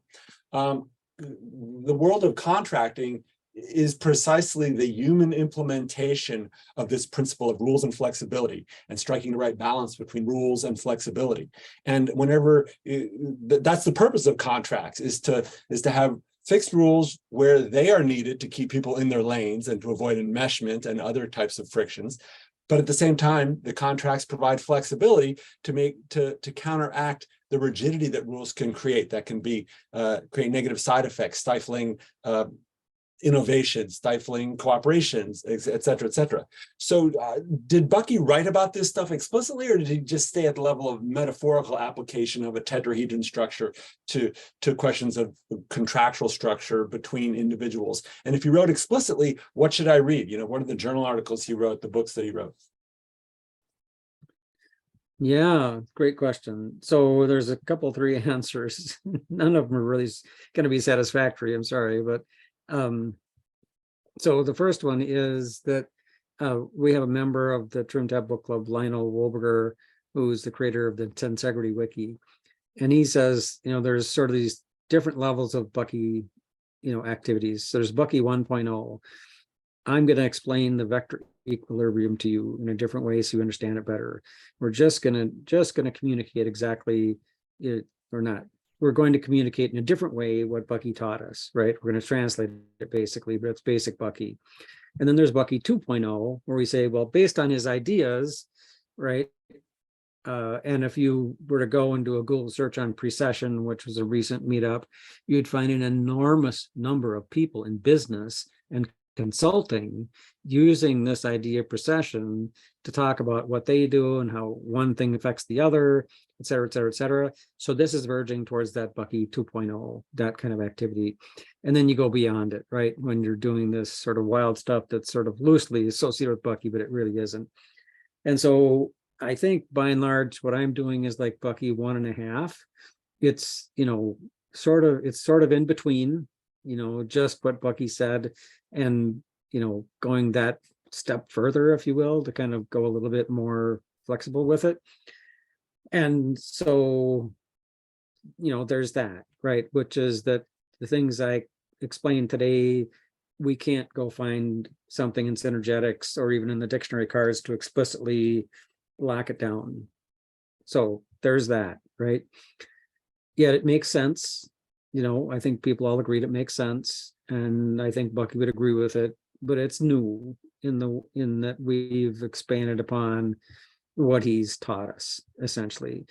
So there's that one. Another one is that he wrote hundreds of articles and book introductions and et cetera, and they are not all in one place. There's a bibliography, which is a listing of these, or a lot of them, at the BFI website, but they don't have the text there. They're just, you know, saying, yeah, in 1946 he did an issue of Fortune magazine, et cetera. So there's an enormous amount of stuff that, you know, we would find something if we search long enough that would pertain to the topic at hand, but I don't know how to tell you to get there. So I guess I can't answer that with a great pointer to where to look.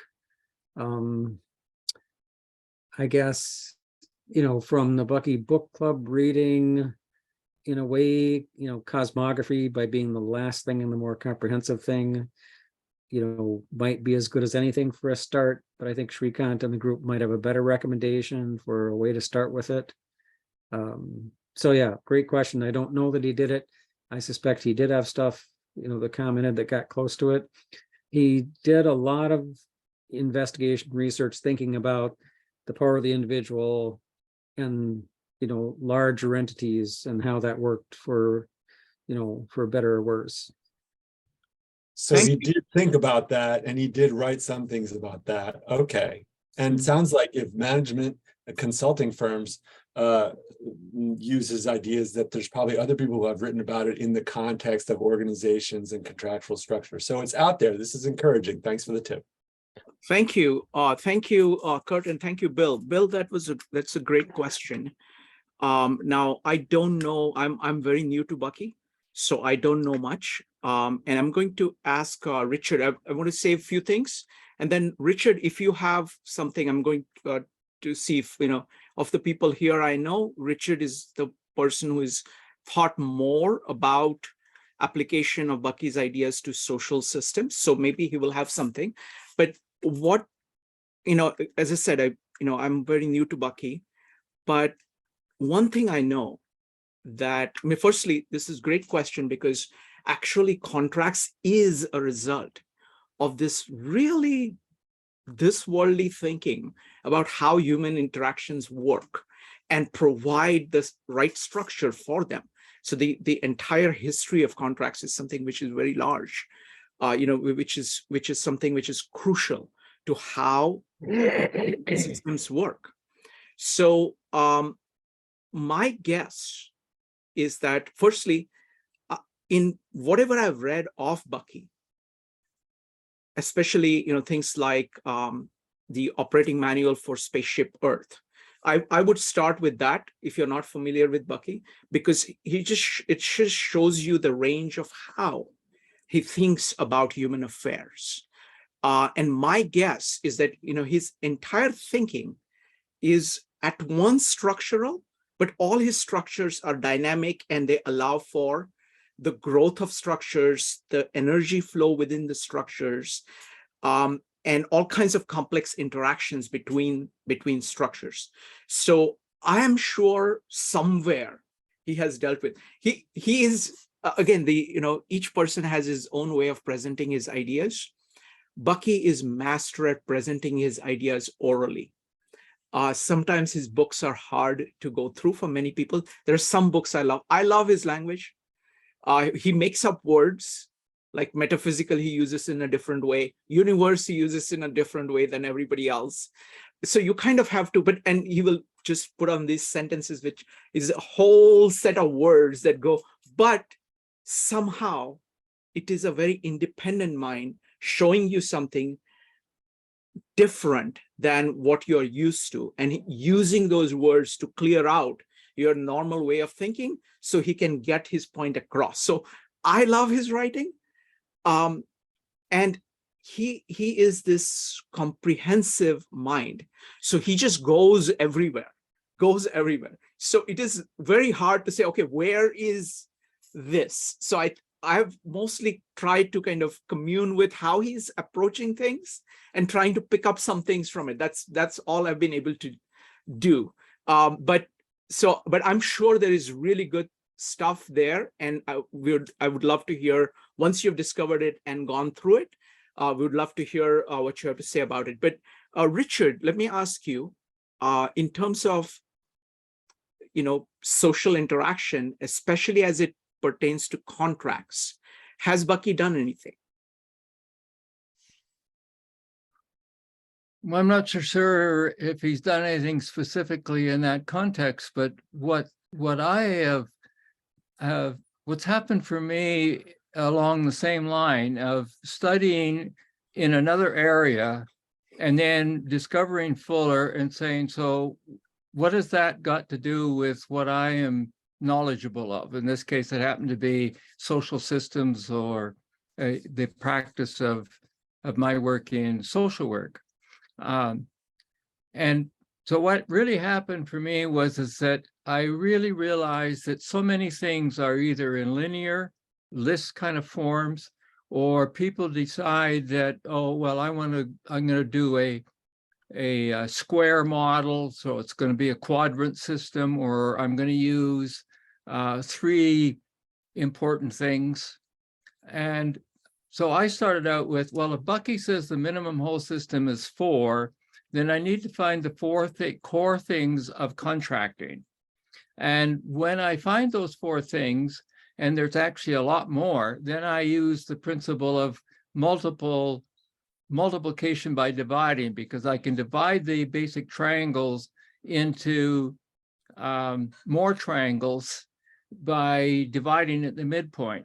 So if there's a certain concept in contracting, but it has a lot of subsets, then I can add more. And eventually my triangular sort of whole system gets bigger and bigger and bigger and more complex and more complex, to the point where a new person coming along to study contracting is overwhelmed by all the things that are known.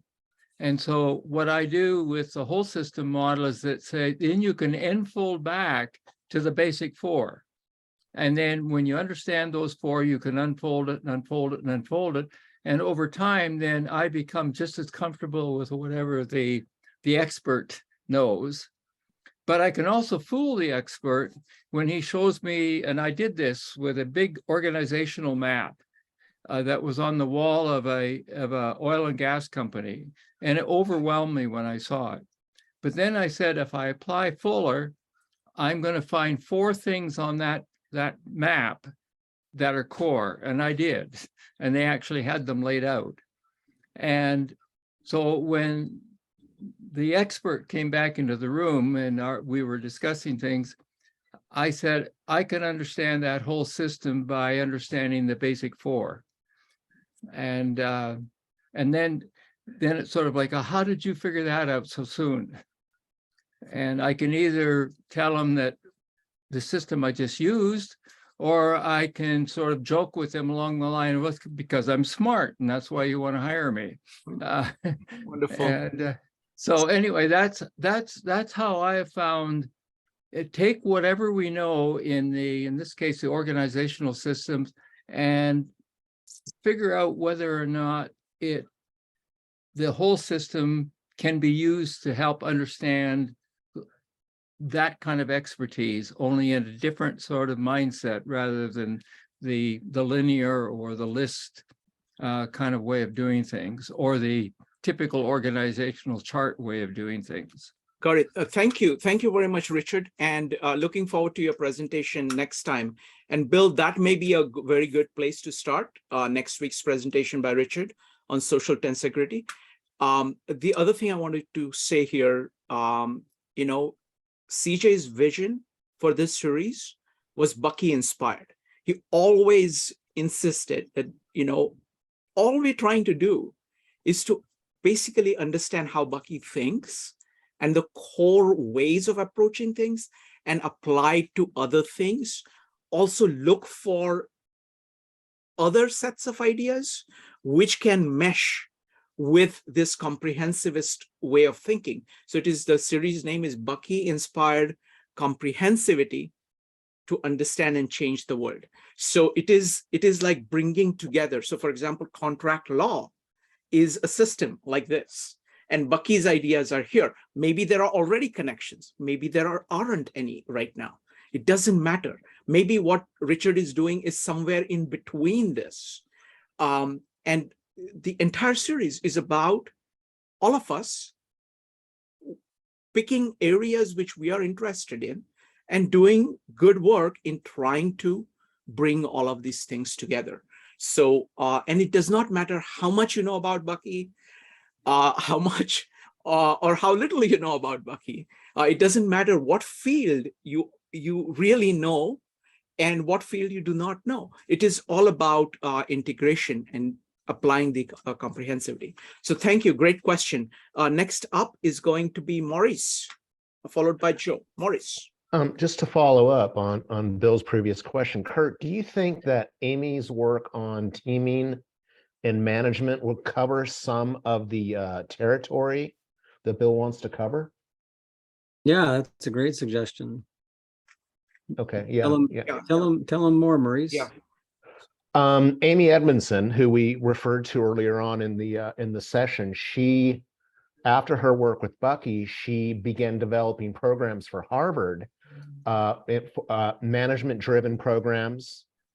I would say obviously based on Bucky's work. She doesn't overtly refer to him, and also teaming, teams working together in an integrated, synergetic fashion. And I know she's got 2 books out. One is Teaming. That's the title. I can't think of the other name, but if you Google Amy Edmondson on Amazon, you'll find the books.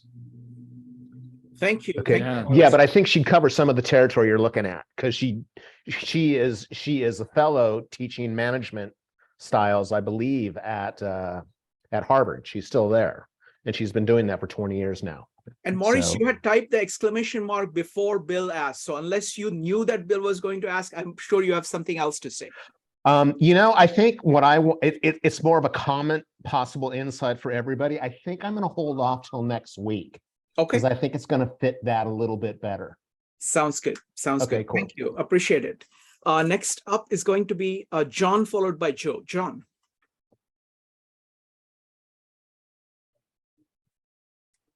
John and Yoshimi. Yeah, Yoshimi's. Yeah, we, as I said before, Amy Edmondson taught John and I about the tetrahedron at 1 o'clock in the morning with toothpicks and marshmallows. And so we followed her over the years. And I think the key to Amy's inspiration for us is her work on teaming and psychological safety. And it takes me back to when we were asked by a client.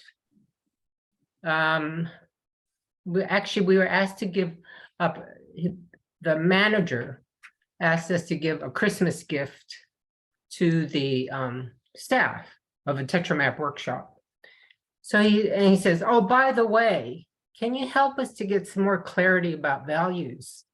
Because we've worked with them, the whole team before on TetraMap. So they were all very cognizant of earth, air, water, fire, and our behavioral model. So he sent me 22 pages of values, aspirations, vision statements, purpose statements, mission statements that have been developed over the years that came from, it was the city council. That came from the council, that came from the team, that came from the department.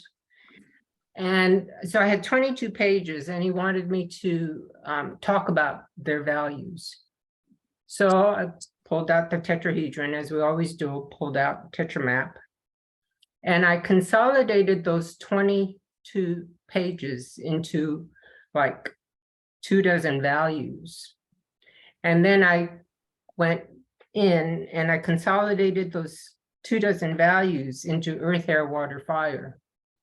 So we use those as metaphors. So earth is firm, air is clear, water is calm, and fire is bright. So you just say, is it more, and the whole idea of that is to get away from the binary thinking where we think in terms of opposites. So it's 4 categories and they're all different, but they all sort of blend in together. So it's a way of categorizing things into 4 interdependent groups. And it's very subjective. And of course, using metaphor, you can go anywhere with it. It's So totally metaphor. And the points are as important as the edges, because the edges are the relationships. Thank that you. link. Thank you. Thank you, Yoshimi. Thank you, John. Next up is Joe. Joe, go ahead. This is what I love about these meetups is that, we get these questions that really, that just make your mind think in universals and particulars. And Bill's question was excellent. It was this idea how contracts fit into a system. And I think that's an important thing. So my follow-up question to that would be, does Bucky do anything with, we've talked about dynamic design. So does he do anything with dynamic design to cost specifically? Because I think that once you develop the framework and develop the feedback loops that you need, then you can decide what kind of contracts that you would like to have in that place. So like specifically, I'm asking, is that when you say dynamic design, when I asked that question a little bit earlier, how do you define within design the cost? Then you can kind of start to have that high level approach as to what your goal and value is, which is ultimately cost reduction over a period of time. And then you can structure your deals underneath that. And that's essentially, a lot of it's based on your feedback loop. So, there's an excellent paper by IBM on this. They used Project Clean Room, and where they actually go over this in a very, very detailed manner, how they use firm fixed price contracts and incentive based in order to ensure that the costs over a period of time are going to go down. And these are similar tactics that are actually used that were used at Tesla and in order to reduce costs. So my question is at the high level, because that's where Bucky operates with principles, not necessarily on particulars, is that at a high level, does he specifically talk about designing to cost, like how to reduce costs? I know he talks about ephemeralization and how that your cost over a period of time should go down, but does he talk about how to design a specific way of approaching a product to reduce costs? Well, so the first thing that comes to mind is that in business, when we say cost, it's an illusion, maybe not even a mathematical illusion, right? Oh, what does it cost to suck the oil out of the ground? That's what it costs. Well, no, that's that, reductionist thinking, that extractive thinking. There's a lot more costs to it, right? That it's going to get used in certain ways. It's going to impact the environment. It's going to reduce, right, the quantity available to the future generations, yada, yada, yada.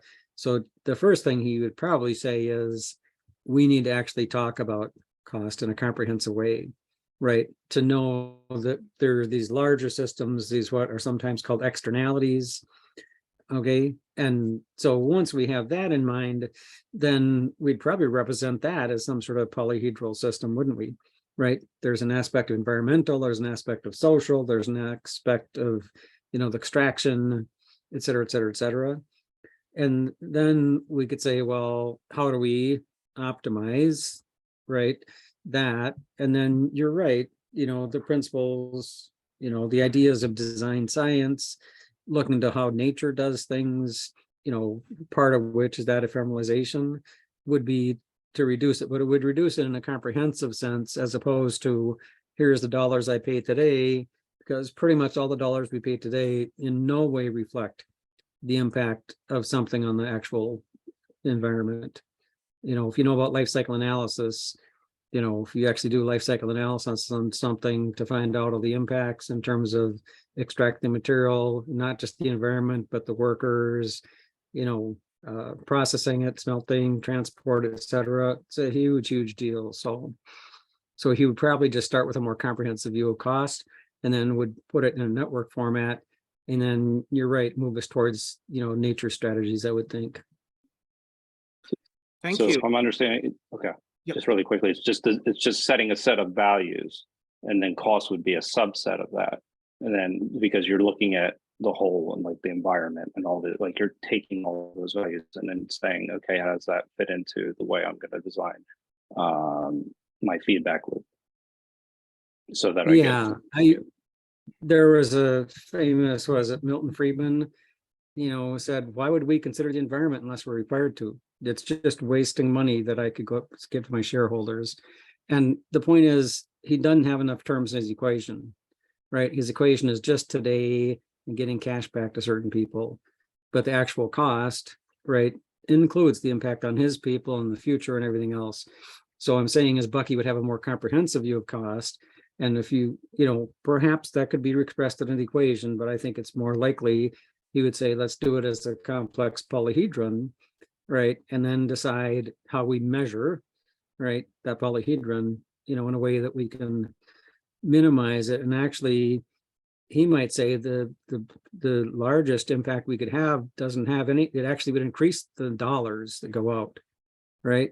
The largest impact on actual cost would be to fix something environmentally and charge the guy $1 more. That's probably what he would say. Thank you, Curt. Next up is going to be Mike. Mike, you got 2 minutes to talk about anything that you want to talk about. Go ahead. I can't. Oh, gee. Go ahead.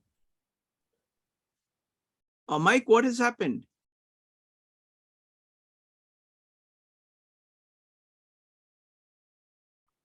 Mike, can you unmute? Okay, I don't know what's going on. Next up is going to be Bill. Bill, go ahead. Thanks. I'm happy to defer to Mike if he can. Mike, if you manage unmute. to unmute, just go ahead and type ! So we know that your mic works. Mike has mic problems all the time. Bill, go ahead. Okay. In response to what Curt just said about a narrow view of cost versus a wide view of cost, for those of you who are interested in wider views of cost and cost minimization over time with respect to environmental sustainability, you might want to Google the phrase, the natural step. It was originated in the late 1980s, early 1990s by someone from Scandinavia who was trying to think about full cycle industrial product production, use, and reuse, and reclaiming, etc., in order to minimize the cost to the environment of the production of garbage, used products, thrown away products, etc. And he paints this picture of kind of a full cycle sustainability model for things like carpets and all sorts of other things where nothing ever gets thrown away. It's all reused, maybe deconstructed into components that are reused, and everything just keeps going round and round in the cycle sustainably for a long time. And there's also a book called, quote, The Natural Step for Business. I haven't read it, but I know it's out there, The Natural Step for Business. So for those of you who are interested in pursuing those issues of narrow costs concepts and wide cost concepts, that's one place to look. Thank you, Bill. Let's see. Yeah, I agree, Bill. That's great practical stuff. And I'm unmuted now, if you can hear me. Go, Mike. Go ahead, Mike. 2 minutes. Okay, yeah. I don't need 2 minutes. There's a couple key words. In journalism, they say there are 2 sides of every issue, and you got to consider all the 2 sides. In physics, they say you got to consider all sides. What Bucky is doing is he's approximating 3 sides. but even he knows that the real world is nonlinear and chaotic. And so there's another word you can Google and look in Bucky's literature, dimaxion, which is a way of coming up with a mesh of tetrahedrons that describe your problem. And dimaxion is a method of linking these together in a coherent way. Something similar to that is done with in artificial intelligence nowadays, that you end up not considering that truth or facts are real, but that's they're not even nonlinear, they're not even multidimensional. You enter into the world of tensor calculus to link facts or triangles together. So, Bill, your comment and the succeeding comments and Joe's comment about feedback loops talk about building a piecewise linear system of in a dimaxion network that covers the problem you're trying to put together. And I think that's my 2 minutes. Thank you. Wow. Mike, I always appreciate your scholarship and the range of topics that you can bring together. And especially what I've found is that if I give you 2 minutes, you do miracles. You do miracles. So just great. Okay, Bill, you had a quick comment. Go ahead, Bill. Bill, yeah, go ahead. I want to comment on what was just said. Yes. And tied back to something that was said earlier, by drawing attention to 3 schemas that are used for problem solving. One is linearization. The other is a 2x2 table, which I think might have been Richard who talked about, the square quadrant with 4 quadrants. That's a 2x2 table. And then the third schema is this tetrahedron. I know the least about the tetrahedron because I'm so new to Bucky. But I want to mention that each of these schemas, at least each of the first 2, has functions and drawbacks. My guess is the tetrahedron certainly has functions, but it might also have some drawbacks as well. And so the function of linearization, all of this is in the context of a situation where the real world is complex, nonlinear, multi-causal, etc. Non-linear, not reducible to linearities, not reducible to a 2x2 table, not even reducible to a quadrant, or only reducible to these things by carving out and throwing away parts of reality that, you pay a price when you ignore certain parts of reality. But there's a function served by each of these schemas. The function of linearization is that it produces a to-do list. Like any software program is executed line by line linearly.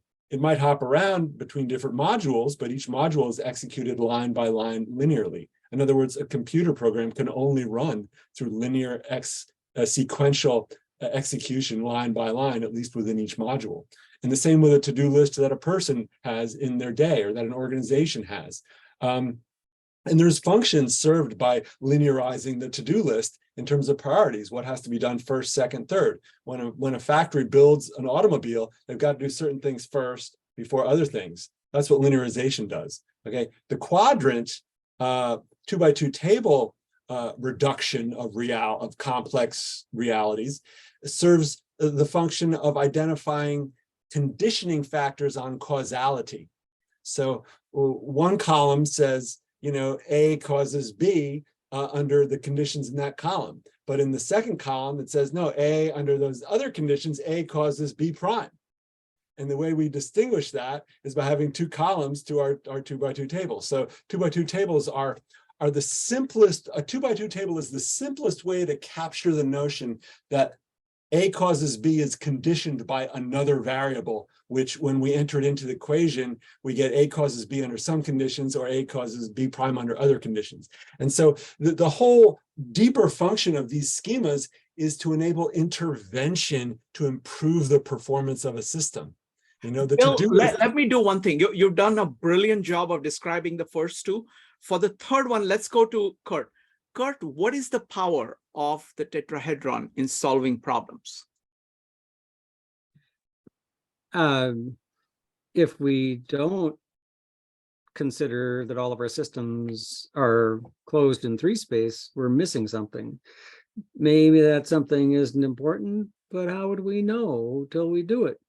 You know, Richard often talks about another thing that Bucky says is, you know, if I add a 5th point, how many interconnections do I get? If I add a 6th point, how many do I get? And that would be the other thing that Bucky gives us by starting to map things polyhedrally, is that we know, oh, those are all the possible connections. I was only interested in this one, but look, these other ones over here, aha, we get a much more full view of the situation. I think that's a quick answer to that. Wonderful, thank you. Richard, go ahead. I was just going to go off on the quadrant idea, and it struck me, it took me back to one of the things that Bucky was talking about in terms of multiplications and what we were taught in grade school around squares and square tabling. And what he thinks is triangling is the better way because it uses less lines, less area, etc. And you get the same answers. So two squared is, or 1 squared is 1, 2 squared is 4, 3 squared is 9, and so forth. And when you do the diagram with the triangle, you get the same thing. 1 triangle is 1, 2 triangles is 4, 3 is 9, 4 is 16, and so on. It's an interesting little diagrammic sort of picture to see the comparison between squares and triangles. Bucky said square tabling is man's way of doing math inefficiently, and triangling is nature's way of doing the same thing efficiently. Wonderful, thank you. I just wanted to make things a little bit more complicated. I've been playing around with tetrahedrons, and currently I'm working with these dodecahedrons. And the idea here is to get the whole, you know, and that whole has kind of different aspects, and you want to make sure that you've gotten all the aspects so that it is a whole. The beautiful thing about this is that if you want, you can turn it into a tetrahedron. Like when you use only 4 colors like this, and if you hold the center of this color, and then center of this color, and center of this color, it becomes a tetrahedron. If you use 6 colors like this, where you have a pair like this, and you put your finger right here in the middle of this and connect all these such points, you get an octahedron. And if you put your fingers like this at the edge of this thing, if you face the edge, that's a square. And when you connect it to the square at the back, that's a cube. So you get a cube like this. And if you put your finger on these dots right here, all of them, all the dots, then you get an icosahedron. So in this little thing, you have all the things, and you can go between them by just choosing the colors that you want to do. So you can kind of try to think of it in all these multiple ways, and you can use which one is useful for the particular. All of these are models. You know, this is the maps. These are all maps, very colorful maps, very flexible maps, very interconnected maps, but they're all maps. This is not the territory. We're trying to map the territory. And we're not just trying to map the territory for fun. We're trying to map it so that it goes from outside to a model which we can apply. And you can look at this loop and see which one is more effective using all the models. Let me come back to Curt's presentation. Bill, you had a quick point. I want to go back to Curt's book, but please go ahead. I did want to say briefly, given the last couple of comments by Richard and you, it would not surprise, well, it seems like Bucky's work on tetrahedrons was a precursor to network analysis, the way social scientists and economists do it, and therefore a precursor to a certain kind of machine learning that uses neural networks, because what those techniques do is they map the connections between different points in a network. The simplest connection is a line between 2 points. The next simplest is a triangle. The next simplest is the tetrahedron. And so by identifying statistically the strength of the connections between different nodes, it identifies which causal linkages from one node to another are the strongest causal linkages, and therefore the ones to access for interventions to improve the performance of a system. And so it's got this geometrical structure that Bucky was pioneering with his identification of lines, triangles, and tetrahedrons and higher order derivatives of those forms. And that's reality is networks of nodes with connections, and accessing, determining causality requires making that assumption. Yeah, excellent point. And CJ always talked about using multiple models. So what you do is that you have all these, multiple models, and you run them all in parallel. And you see the effect of each of them. Some of them are going to be good at certain things. Some of them are not going to be good at certain things. And you keep on throwing away models for that particular purpose that don't really work for you. Models have to pay rent. They can be around only if they are effective. They have to pay rent. So it's a great point, Bill. Beautiful observations, beautiful questions. Thank you.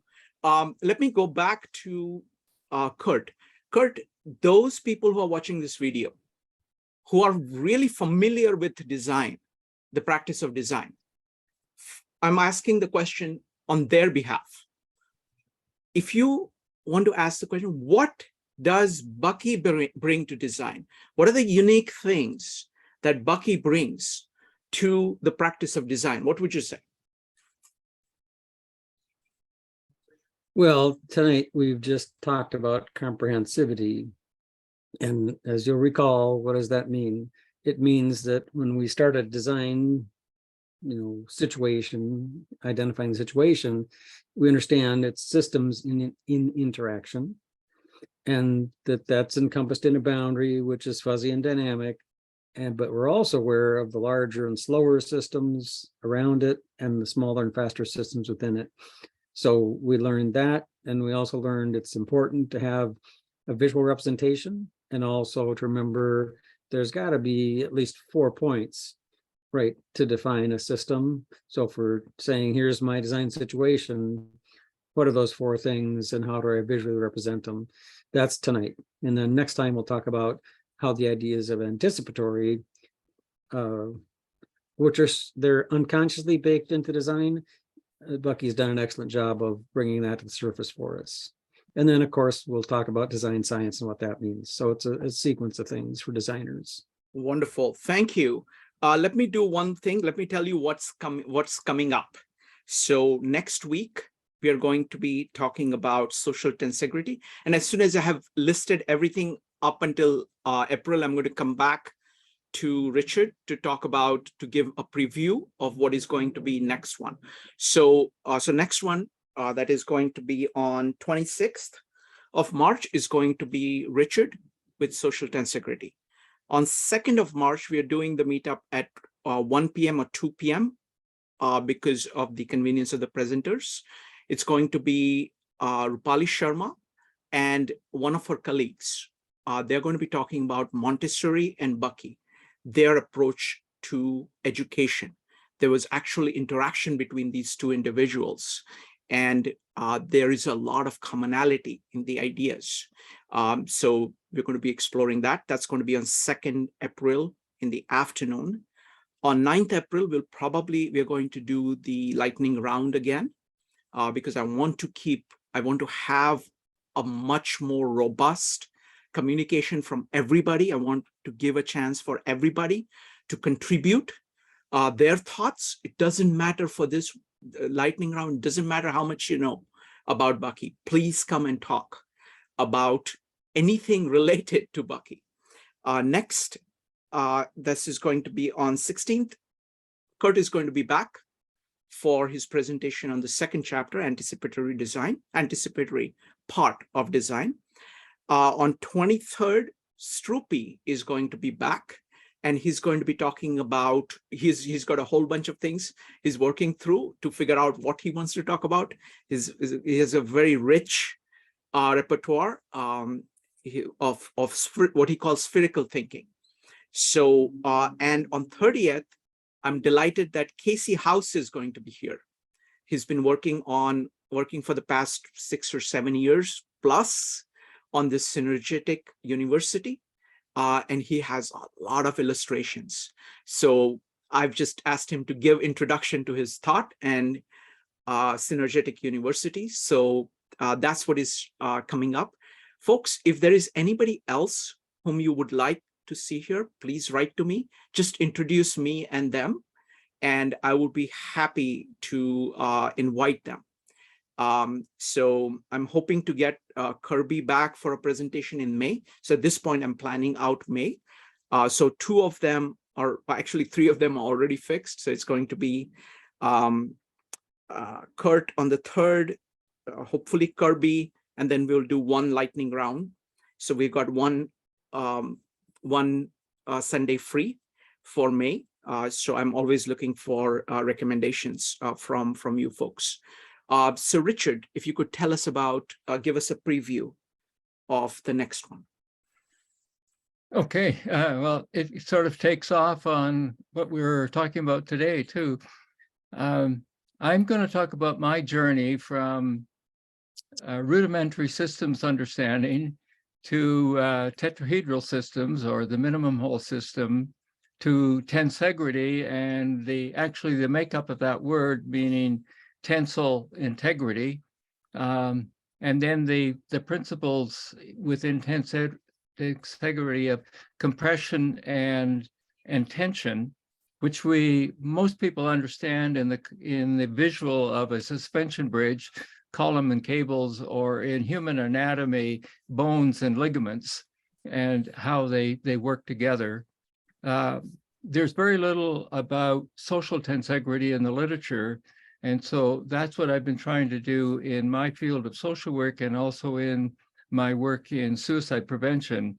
And so I'm going to try and bring that into play and put a lot of focus on the importance of relationships and how easy it is to slide to the default of paying attention to entities like nodes, rather than on the relationship. In other words, very often we turn relationships into entities rather than understanding that the dynamic between what I'm going to use as entity and relationships as opposed to compression and tension. And I'll have a number of stories of the social applications of this particular approach that I think they cut across a number of different kinds of experiences, and will be kind of interesting to see whether or not we can take this kind of abstract sort of understanding of the tetrahedral system and apply it in a social context and social applications. So that's in a nutshell what I'm going to do next week. Excellent. Thank you. Thank you very much, Richard. Curt, thank you so much for the presentation. I really like the fact that your book is anchoring. You know, it's like it's going to be there throughout, because what I found is that you're able to present the core ideas of Bucky, which is more accessible to more people. Because what we are trying to do here is multiple fold. We're trying to achieve many things together. One of them is to make Bucky accessible to more people. The other is seeing more applications of ideas and integration of other ideas with the Bucky's ideas. So I think we are off to a great start. We're going to be doing this for 2 years. So it's going to be more than 100 meetups. I don't know how, but I think we already have about 50 meetups done. But so my guess is that it'll end up being more than 100 meetups, probably closer to 150 to 200 meetups, something like that. So that's what we do at 52 Living Ideas. We like to do things in an immersive way, because in order to really get value from something of this depth, you really need to immerse yourself. And looking at it from multiple angles, I'm really pleased that so many people are presenting things from so many different angles, each bringing their own expertise, own thinking, own integrations. So this is just wonderful. So thank you very much, Curt. And thank you very much, everybody. I always love the questions and comments. Curt, I'm going to give you the final word.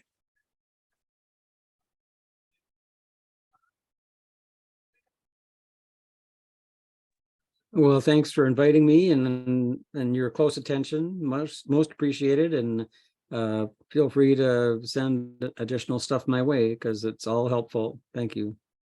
Wonderful. Thank you. Curt, what's the best way for people to contact you if they want to contact you? CurtMcN@gmail.com. I'm putting it in the chat. So. Okay. So folks, the email is in the chat. There it is. And hope to see you folks soon. Also, one other thing that we do for Bucky is the series that Maritza does on great ideas of Bucky, and that's always on the second Wednesday. So this time it's going to be on the 12th of April. And Maritza hasn't chosen the topic yet, but we'll be announcing that shortly. All right, take care, folks. Good night. That was great, Curt. Thanks. Thank you.